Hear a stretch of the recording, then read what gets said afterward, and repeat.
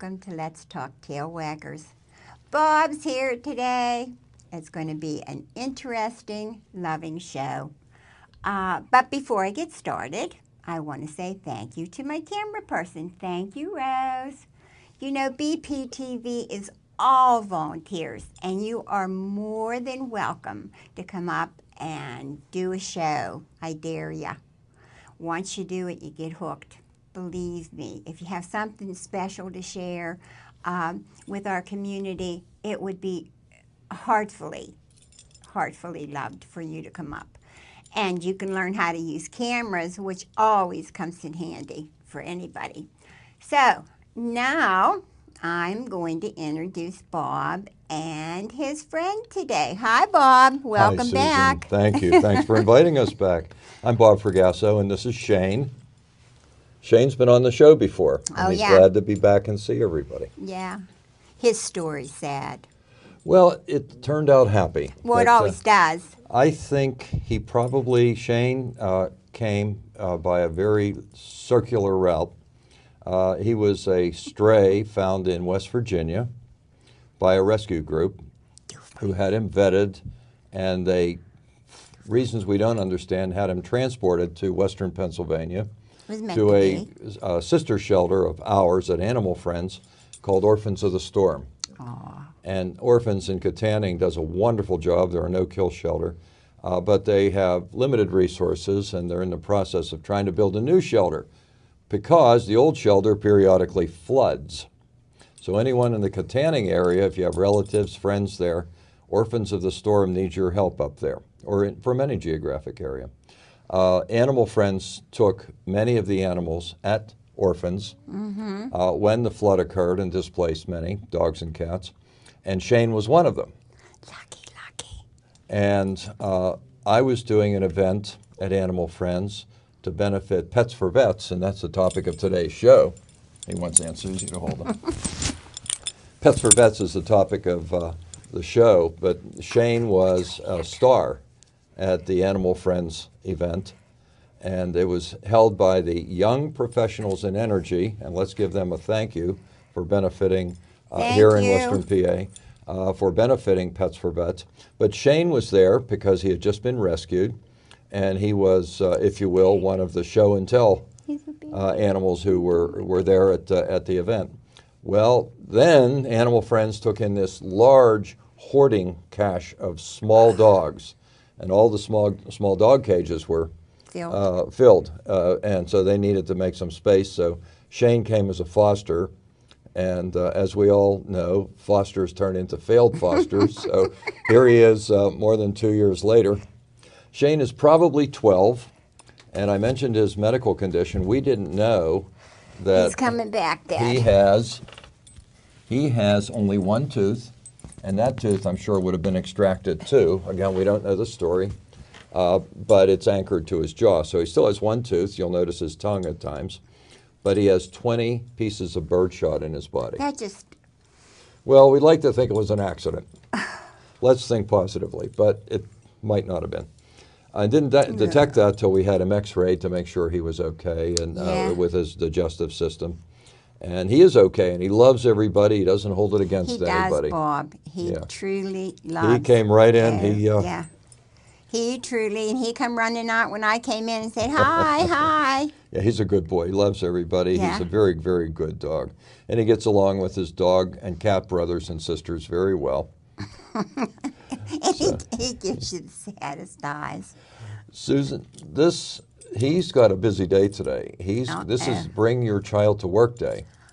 So every year I take one of my dogs down to work. We have, I think, 28 kids coming to work, and I do a humane education class. So I'll be telling Shane's story to them so they understand. You're a great man. The humane, well, thank you. You are. The humane treatment of animals. But before that, and I think this is cute and worth telling, Shane sent a Valentine's card to a woman he never met, a dog that looks just like him named Scarlet. Scarlet looks just like Shane, and I happen to know because friends of mine have it, Jack and Christine Thompson, who have World Magazine. So Christine's coming in right after we do this show, and she's going to do a story on the budding romance of Shane, who sent the Valentine's card to Scarlett. So, and it's going to, the purpose of it is to highlight rescue, because Yes. Scarlett is rescued too. And then right after that, he's going to go right into the main education class. Then I'll bring him home, and I think he'll just conk out until supper time. I think so too. I bet you he is wonderful for the education. He is. Huh? All the kids love him. Yeah, I bet you any money, because he's so little and so endearing, and little kids, I don't care how little they are gentle, you know, with the little dog. And he is so kind and patient. I think he'll teach them a lot. And most dogs relate to little kids and treat them gently. Sometimes they're over-exuberant big puppies and they knock them down. Yeah. But mostly they know that children are supposed to be protected. He does. And yeah. regardless of the God. breed, I'll say to everybody, it's all how they're brought up, the dogs. So True. Shane has a good story to tell today, and it's the Pets for Vets story. And you and I talked about that being kind of appropriate as Memorial Day is coming up next month. Right. And I think it's a story that endures through the year. So if the show's repeated after Memorial Day, it's still very, very valid. So the Pets for Vets program was started at Animal Friends a couple of years ago. And it is a program that's meant, I think everyone's familiar with the concept of service dogs. These are trained medical service dogs, usually a German Shepherd or Golden Retriever, big breed, that will assist individuals who have medical or emotional or mental impairments. The dogs are trained to push the button and hit, it dials 911, or to bring the really- insulin. Yeah, oh yeah. My good friend Tony Accomando, and I don't know if Tony's been on the show, but we need to get him on the Yes, show. we do. Yeah, Tony's been a friend since childhood, and he sponsors the life-changing service dogs, and that's what I'm talking about. This is different. It's a parallel program. We started together on parallel tracks, Tony and I did, and this is companion animals trained to the unique needs of service members Yeah. who may be suffering from PTS. They prefer not to put the D on there. Traumatic brain injury, just emotional issues that may have come out of Isn't it war. amazing? I've seen them in walking in a park or whatever, and they just love their master. Oh, yeah. But their master just touches. You can just see. It just Oh, yeah, exactly. Well, we were talking bring you before to the show, tears. and I mentioned that I had been on a weekend with my aged fraternity brothers, and one is a sightless man who's been sightless his entire life, now retired attorney, and he had his guide dog with him. And this dog, I mean, he loves that dog. But the dog works, and the dog is a professional, but when the harness comes off, she runs around and plays with Yes. everybody. Oh, she had a great time. yeah. So, but the companion animals of service members that will train at Animal Friends, the program very simply works like this. The trainers that we contract with to work through Animal Friends will, and we have veterans who will work with the other veterans, talking the same language, understanding their concerns. And the veterans will talk, as well as staff with veterans who feel the need for a companion animal trained to the unique needs. Then the trainer will seek out the right dog. Now, we also have cats and bunnies, because they can be trained companions. They say. Yeah. And that's especially true when the living accommodations don't allow for a dog. They may have an apartment that allows for a cat. Right. Bunnies are the same as cats. They go in the litter box, and those can be trained. But the dogs, we'll stay with that as illustrative because it's the largest number. The dogs are trained to the unique needs. So it may be night terrors, or it may be a wheelchair, or it may be a breathing apparatus, and the dog is trained to help and assist. And so it's the typical story that we've heard or that we read about all the time in Reader's Digest or whatever. The vet wakes up with night terrors, the dog's there to calm, whatever it might be. But we've had situations where one woman, for example, was afraid to leave the house, which is typical. We had another where a man was afraid to leave the house. And in both cases, the dog enabled them to go out. It's true. Yeah. Yeah, and I really, in my heart of hearts, don't believe that we know the depth of a dog. Oh, You know, absolutely. You're right. We have no idea because we started out with them being just a dog, way back. Sure, It's yeah, just a dog. Then I guess it guarded and they had it tied outside, in the back because it was just a dumb dog and it would bark maybe, kind of thing, but it wasn't. It was anything but a dog. And then I think our generation, or maybe my mom and dad's generation, started bringing, them closer because the foo-foo dogs came, poodles Right. and all that kind of stuff. And people started He said, going, I'm not a foo-foo dog. He said, I'm a man. I was going to say. And I think some people started to really see how smart dogs are. Absolutely. And then More than smart, intuitive. Exactly. Yeah. They're everything. Right. And as time has gone on here in the last 50 years, they really have come to the forefront of starting to realize how wonderful they are. And sometimes I had a business styling dogs, and I could write a book. I could write a book. Yeah, they're all different. Yeah, how But they do great. share that trait. I remember I have 3 daughters who are now grown. They came through the Bethel School District, and 2 of them still live in Bethel, and their children have gone or are going through the Bethel School District. But they still talk about coming home, and if one of them had a bad day, they'd grab the dog and go up to the room, and the dog would sit and listen and be very sympathetic. Yeah, And calm them down. I always say a teenage boy should have a dog because he needs somebody to tell his secrets to. Sure. And that's, really to go up in his bedroom and turn Absolutely. some music on and sit. And the girls too. Yeah, The girls too. Yeah. Absolutely. Have their little secrets to Right. tell because you won't tell. No. No. My mom used to be, when I was little, she had a little guy like this, and she'd be out in the kitchen and doing stuff, and then she'd look down at him, at Pepper, his name was Pepper, and she'd say, the day you start talking, Pepper. Yeah, that was her secret keeper. Huh. Well, I told him when we left this morning, if he flubs his lines, it's okay, we're recording. We can go back over. Well, the Pets for Vets program has turned out to be a great assist, just like Tony Accomando's life-changing service Wow. dogs, especially those are some very, very severe cases. But they're companions. So some people need the companion animal trained to their needs, and some need a true service dog. So it doesn't matter. We refer to each other. Tony and I refer to each other in that regard. But I'll stay with the Pets for Vets. I'm sorry. I'm just talking to him. Okay. I do it all the time. But the Pets for Vets program is housed at Animal Friends, which is in the North Hills. And Animal Friends, it's really gone full circle because Animal Friends started by a group of dedicated volunteers, just like the volunteers here at the station, Bethel Park TV. And it was to place the animals of departing service members.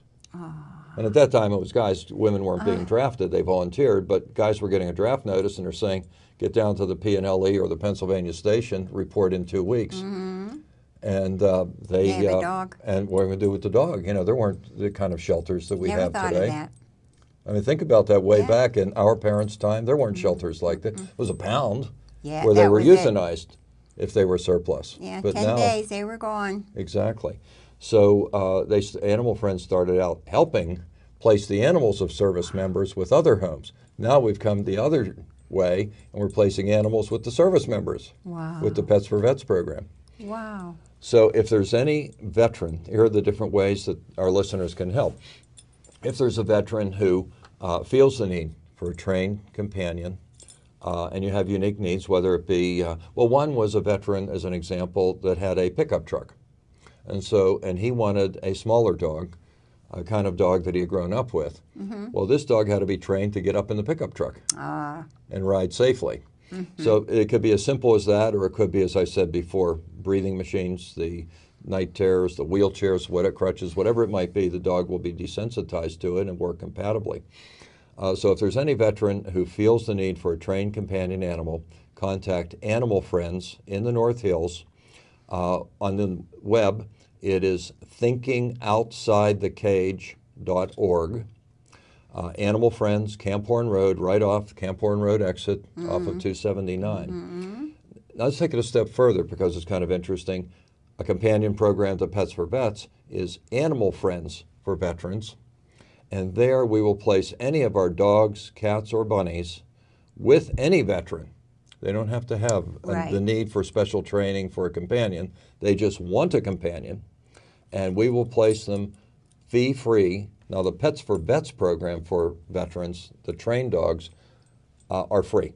There is no cost to the veteran. That's all underwritten by donors. Wow. All right. The Animal Friends for Veterans, the adoption fee, which is usually $100, is waived. And then if there's special needs, maybe a lower income veteran, we also donate excess food that we receive to food banks and also to the veterans.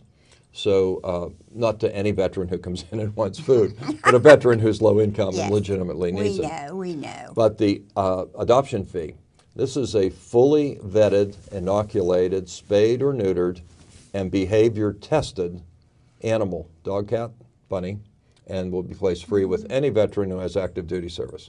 And all you have to do is have some proof. DD 214, the There you veterans go. know what that is. Yes. That's your discharge. Yes. Right. Yes. And that's all you have to do is let us know. And we'll also talk to you about your needs. And if we find out that what we're really talking about is a veteran that thinks that he wants just a companion, but as we talk, there may be some special needs, then we'll gently migrate that veteran Yeah. over to the other program. And somebody that needs one that's handicapped, they don't have to pay for a dog that's trained? No, all the training is free. And that's a couple of $1,000s in Oh, that my dog. God. Yeah, that's a couple of thousand. But again, it's underwritten by people who care. Yeah, that's Bob, that is unbelievable. Isn't that nice? Yeah, Because that's Animal Friends. It does. It costs. People don't realize it costs so very, very much. I myself do not understand why, but I guess the trainers have to make a living. The trainers have, Yeah. they have to feed their families too. But that is a new, wonderful Isn't that terrific? thing that Yeah. I've learned. Well, Yes. even a dog like this, when you look at the vetting, the inoculations, the spay neuter, the veterinary procedures, sometimes they come. He had to have special diet. He only has one tooth, Yeah. so he had to have all soft food. So you can't just pour kibble in his dish. He has to have Him his special. gourmet. Yeah. We have on average, when you take all of our animal care costs and you divide it by the number of animals that we run through, the sunken cost in any animal is $700. But if we only Wow. charge $100 to the Yeah. public, so we Yeah. are losing money on every animal that we. Well, you have to bring them in, and they're hurt and injured. Oh, that's and big time, yeah. Then you have to have the vet, to take care of them, and the people there, to take care of them, and their medicine, and their grooming, and people just do not understand that Exactly. to get one ready for you to Right. take home. Well, I'll tell you too. Takes a quick lot of story. loving right, people. Right, just your point. Right here in Bethel Park, both of my daughters, as I mentioned, live in Bethel Park, and they all have multiple animals. And in one case, my oldest daughter has 3 dogs from Animal Friends, all of which were special needs. And one couldn't walk for a couple of months. He was in a horribly abusive situation, had to be nursed back to health. The second one had a horrible case of mange, which is infectious because it was neglected. And she was a young dog, and it took a year of medication and care to get her ready to where she could be adopted. Those are the costs that are all covered. You adopt a dog, it's still $100. Wow. We don't charge them Wow. for what we do there. Wow. That's And the other amazing. shelters do it too. Humane Animal Rescue, located in East Liberty. They have a brand new shelter, and it's a wonderful shelter. Go visit it sometime and come visit Animal Friends. But Humane Animal Rescue, not Animal Friends, Humane Animal Rescue is a recent merger of the Humane Society that was located on the north side, where I adopted my first dog way back in the last century. In the middle of the Don't last be century. cruel. Don't be cruel. And Animal Rescue League in East Liberty, they combined, they merged, and now the new name, Humane Animal Rescue, and a brand new, beautiful, state-of-the-art shelter. My good friend Dan Rossi is the executive director, and they're doing wonderful work Wow. there. So visit any of the shelters, Orphans of the Storm in Katanning, Butler, Washington County, any of the shelters around here. They're all working hard to do great work. So I would suggest that all of you support rescue in wherever your proximity to a shelter may be, wherever your indications are, inclinations are. But specifically on Pets for Vets, we want vets to be referred, and we do have, for example, the Combat Stress Unit at the Veterans Hospital That's refers wonderful. veterans in. But refer if you have a family member that needs a companion animal, refer him or her into us. Secondly, if you know of trainers who would like to be part of the program, we need trainers because when we put an animal with a trainer, it ties up the trainer for a period of weeks. And we're working on ways to get scale there so that we might be able to have a trainer be able to deal with 3 animals at a time. We're using foster homes. Okay, all right. But that isn't yet implemented, but will be soon. But we need trainers, the more the better, and they are paid, as we agreed. They deserve to be paid because Sure. they're taking time away from their business. There you But the go. caveat is it has to be positive training only. So negative training won't pass the test. And we're affiliated with a national organization, and their veterinarians and trainers will interview the trainer as to their methods, and they're the Yeah. experts, and we are Yeah. too. So that's second, is we need trainers. And the third, you want to guess what the third need is? What? I'll reach in my pocket and pull out some money. No. I Yeah. just talked about the cost. Oh, it's So true. we need donations. So you can specify Pets for Vets, which is the trained emotional support animal. You could specify Animal Friends for Veterans, which is saying thank you for your service to any veteran who comes in and wants a companion. Or just send it to the animal programs for veterans, however you want to do, but make the check payable to Animal Friends. You can do it online, but make sure that you're specifying that it's the Pets for Vets or Animal Friends for Veterans program. And I think it's you'll feel good about doing it. Come on out and visit the shelter. I think you'll like that because we call it a community resource center. Yeah, that is beautiful out there. Have you been there since we Yes. opened our second building? No. Okay, this is a story worth telling, and No. that is that we built a second building, which is an animal wellness center, where all the inoculations, the spay and neutering is done for the public, but the veterinarians have to take note on this. We're not taking the veterinarians' business. These are for low-income folks who don't yeah. otherwise have the ability Right. to do that. We go out into the communities, Homewood, Hazelwood, different places, and we actually knock on doors. We have people who knock on doors, or if they see an animal, they'll talk to the owner. Yeah. And has your animal, and unfortunately, these are folks who can't afford the care. So they're not going to a veterinarian. Yeah. So we're not taking business away. The animal will be inoculated. If it's unaltered, it'll be spayed or neutered, and it'll be done free for the low-income person. So we do that so low-income people can bring their own animals in. They make an Yeah. appointment, That's and a it goes that- through just like McGee Women's Hospital. It just goes in a big circular motion, goes right through. That is wonderful. I bet you they do feral cats and stuff too, huh? Good point. Colony caregivers can come in, and they have essentially at our cost. So you can have the cats. You have to trap them. You have to take them back because we don't have crews to come Right. out and get them and trap They them. and clip bring their them. ear, and then you take them back to where you Right. and so they can live their life. They probably were kittens there, and they can live their life there. And it's not sad or tragic or anything. The sad and tragic part of a feral cat is having babies and babies and babies, and then the mommy has to go out and find food and bring it You're back. exactly The right. boys are fighting and tearing each other apart. When you go and take them and get them fixed, then you take them back and leave them go. Everybody leaves everybody alone. And they Susie, live their life till they That's die. an excellent point, and that's a national protocol. See, sometimes mistakenly, especially municipal officials, will get complaints about feral cats in a community, and people, might be concerned about disease, et cetera, and that is something that we address with this protocol. Exactly. So the cats are trapped by the colony caregivers. The appointment's made right away. It's done in advance. They know when they're going to trap them. And they bring them in, we'll spay, neuter them, we'll inoculate them. So understand that the raccoons aren't inoculated, No, but the cats are. but the kitties are. So they're not going to spread disease. Exactly. They're not going to reproduce the way you described it. Yeah, yeah, it's tragic. And if you round them all up, and this is, we've had to gently try to persuade, and sometimes not gently try to persuade municipal officials not to do that.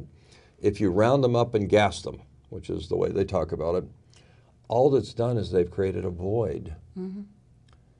Yeah. And other cats will come, or rats will come, or the And raccoons that will is proliferate. what they take care of for you. Exactly. You know, because Exactly. they don't want to be near you. You know, Right. they're feral. They want to be the furthest thing away from you, you know, out in the field Exactly. or down and around somewhere.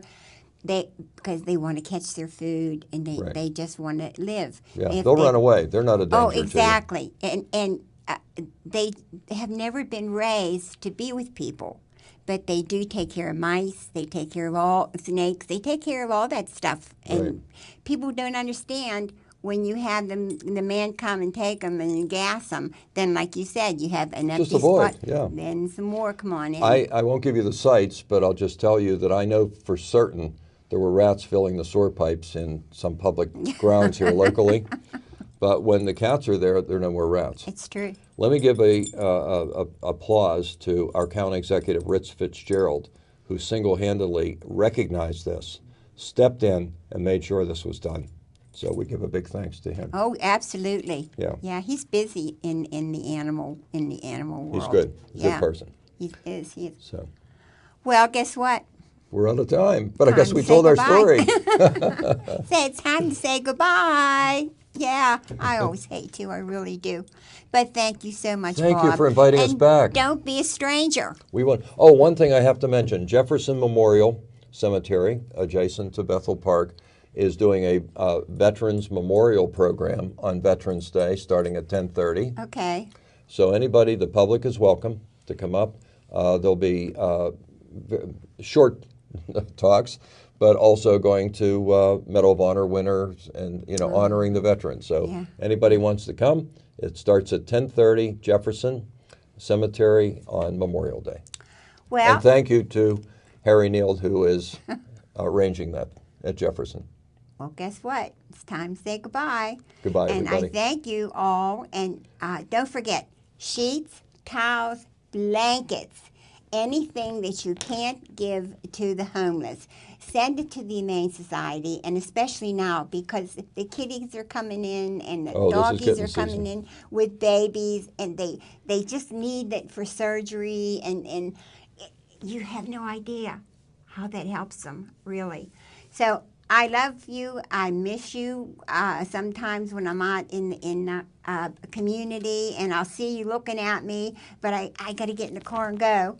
But I love all of you, and Bethel Park is a wonderful place to live. So, like always. Thank you for spreading the word, Susan. You do good work here. Oh, thank you. So, like always, thanks from the Tail Waggers.